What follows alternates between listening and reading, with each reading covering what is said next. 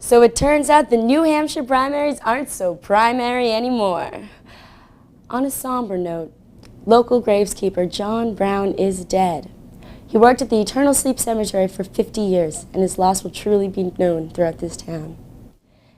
This Bad Stat News exclusive is brought to you by Mountain Dew's newest drink, Live Wire. It'll wake up anyone. Now for a commercial break. Everybody needs life insurance, and Champ Life Insurance Company provides the best policy. Our double policy pays double if you die twice, and costs only.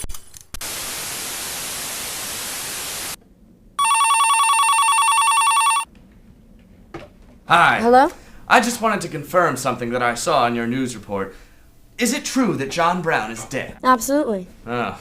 Well, forgive me if I'm a little skeptical. You see, it is very unusual for me to be the last one to know about these things. And why's that?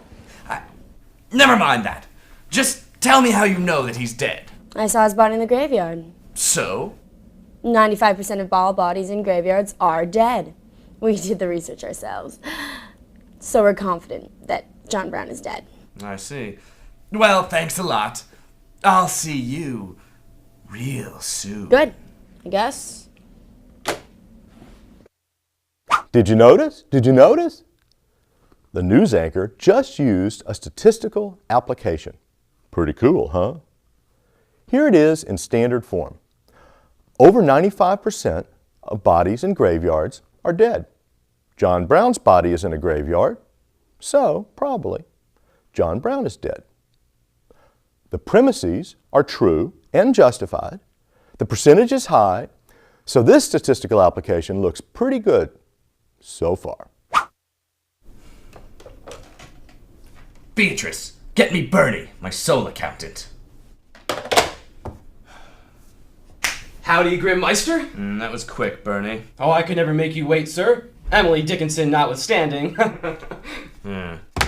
Tell me, Bernie, what do I pay you for? Why, for the best accountancy since Enron, sir. That's right, and you've done a fine job of it ever since I transferred you to the Mortality and Afterlife division of Death.com. But answer me this. How can we maintain our position in the M&A industry if we don't have accurate information? Sir. My spreadsheet shows John Brown is alive, but the news just reported that he is very much dead. I just called them up, and they seem to have a good basis for their report. What's that? John Brown is in a graveyard, and over 95% of the bodies in a graveyard are dead. Well, that's true, sir, but there's more to the story. He is still above ground. I put a GPS locator in his clothes, and it clearly indicates that he's above ground. So, over 95% of bodies above ground are alive. So, John Brown is most likely alive. Well, I'm not convinced. I'm confused. Now we're in a dilemma. We seem to have two equally strong statistical applications for conclusions that cannot both be true. Here's the news anchor's argument. Compare that with the sole accountant's argument. You can't believe both conclusions, but how can you tell which one to believe? Are you trying to trick me? You completely disregarded the news report. You only consider how many bodies above ground are alive. But we both know that John Brown is in a graveyard. Fine, you caught me.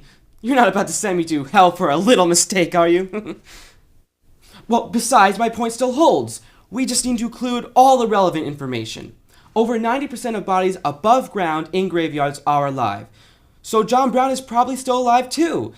I bet he's just enjoying the beautiful weather or doing his job as a groundskeeper. What did Bernie just do? He resolved the dilemma by combining the two reference classes. The news anchor talked about bodies in graveyards. Bernie talked about bodies above ground. Now Bernie combines the two reference classes and talks about bodies that have both features, bodies that are above ground and in graveyards. Notice that the percentage went down from 95 to 90.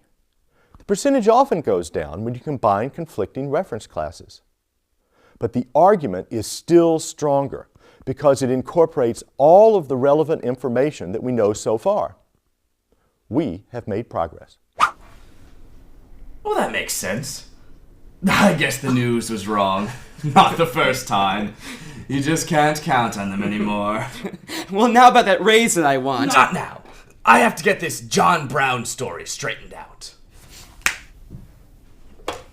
I love redial.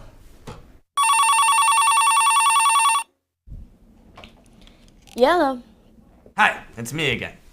Listen, I'm a big fan of your work in general. I think that you've really put the spotlight on some of my better investments. But this time you've messed Calm up. down. What's the problem?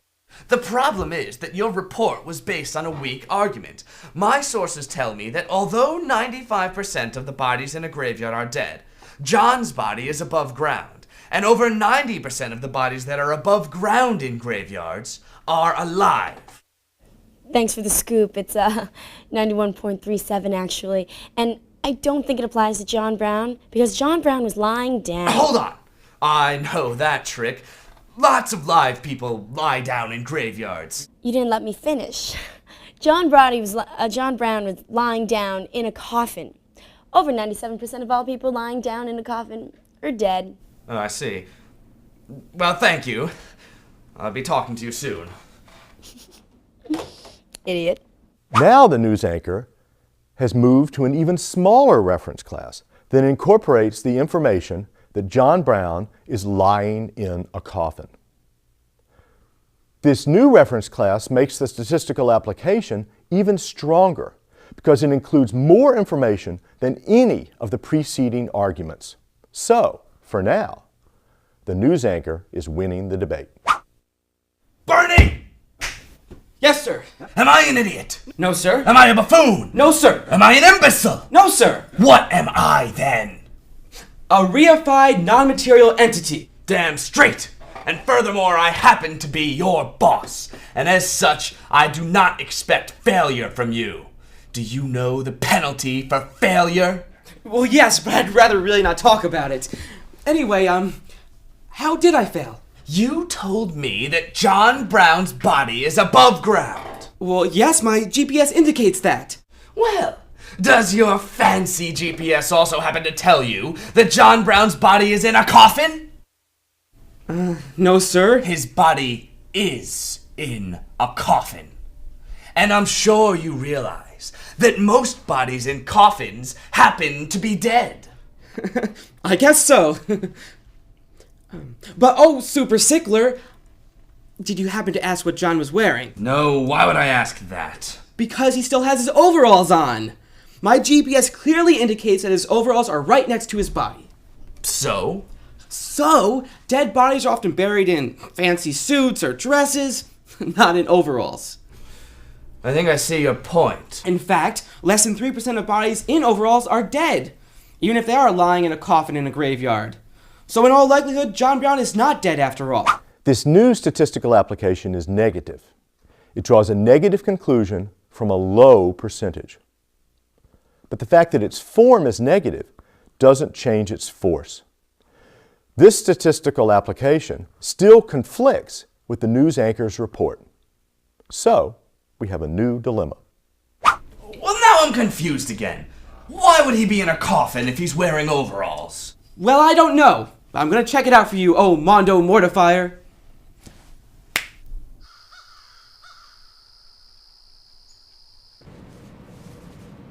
Whoa! Calm down. Who are you? I wouldn't worry about it. We're in the same line of work, you and I. Only you're an export and I'm an import. If we're in the same business, I suppose you know the motto? Yes. Buy low. And sell lower. What can I do for you? Well, I hear that John Brown works here. He does, but he's on a break right now. He needs a little rest on account of the heat. Really? I heard he was in a coffin. Well, yes, that's probably true. Since the budget cuts, we don't have much money for sofas or couches. Besides, you wouldn't want to sleep on the rocky ground, would you? So he takes a body out of the coffin and takes a nap on the silky smooth interior that we guarantee for all of our customers here. Well, I'm very happy to hear that. You don't understand. But isn't it a little strange? Strange? Strange? Who among us hasn't slept in a coffin? Well, that's really swell, but unfortunately I have to get going now, so thanks. Oh, look! Where'd you go? I'm back, GR, and I've got the real scoop this time. John Brown is taking a nap in a coffin. Are you sure? I'm sick of embarrassing myself with that news anchor. Idiot. Idiot, idiot, idiot. Yes, I'm sure his boss told me. John Brown is taking a nap. And over 99% of people taking naps, in coffins or elsewhere, are alive. Maybe it's even 100%, but at least it's 99%. So he's alive. Well, that sounds conclusive to me. Good work. But I'd better give the news anchor one more try. Stay here while I call her.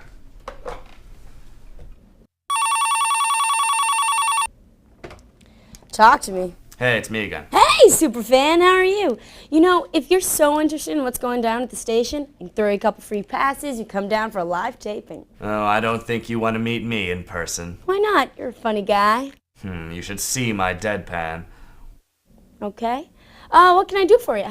Get your facts straight. I just found out that John Brown went into that coffin to take a nap. Really? Yes. But is he still alive? Well, I suppose.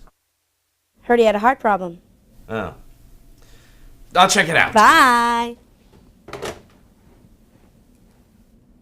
At this point, nobody gives a statistical application explicitly, but implicit arguments can still guide our conversations and our actions.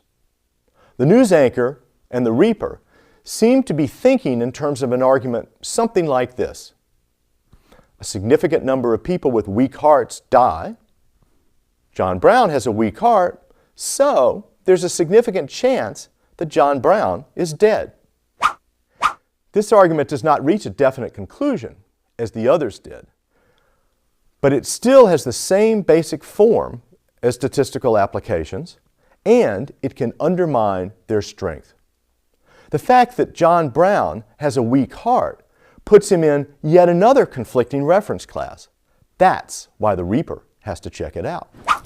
Well, you heard her. Now go check it out. Your wish is my command, oh rockin' reapster.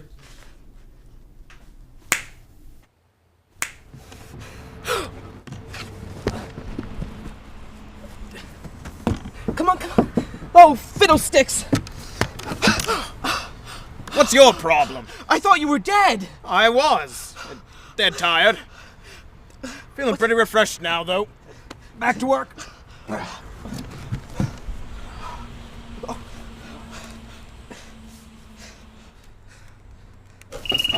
Hello. Now I'm absolutely sure he's alive. I spoke with him myself. Oh, you'd better be right this time. I'd stake my life on it. No, you are staking your life on it. Hold on. Let me just switch lines. Hey. Hi, it's me again. Hi, I could have guessed it was you. But this time I know for sure that John Brown is alive. My assistant just spoke to him. Fine. I don't care that much. It's not that hot a story. I'll retract it. I have a better story. It's personal injury. They're retracting their story. But if John Brown is really dead, you will be too. I don't like people who make a fool out of me. Do not worry, my cowled comrade. He's alive. It looks as if this debate is over and Bernie won. His final statistical application meets all of the standards for strength in statistical applications. However, even the strongest statistical application is inductive. It doesn't even pretend to meet the deductive standard of validity. It admits that it's possible for the premises to be true and the conclusion still be false. Moreover, inductive arguments, including statistical applications, are defeasible. That means that new, additional information that arises later might undermine the strength of the argument. Of course, more information that you find out even later can make the argument strong again, because it can tell you a new reference class that will allow you to make a strong statistical application using that new reference class. So as you find out more and more information, the argument that you're able to give can move from a very strong argument to a very weak argument, and back to a very strong argument, and then back to a very weak argument. And then it becomes strong, and then weak, and then strong, and then weak, and then strong, and then weak, and then strong, and then weak, and then strong, and then weak, and then strong, and then weak. This process can go on forever. So, inductive arguments like this can never get you certainty. But, in fact, it's not clear that any other kind of argument is going to get you certainty. And inductive arguments can give you overwhelming evidence that's extremely unlikely to be undermined by any further discoveries. You still don't get certainty, but you might get everything that can be reasonably expected in this life.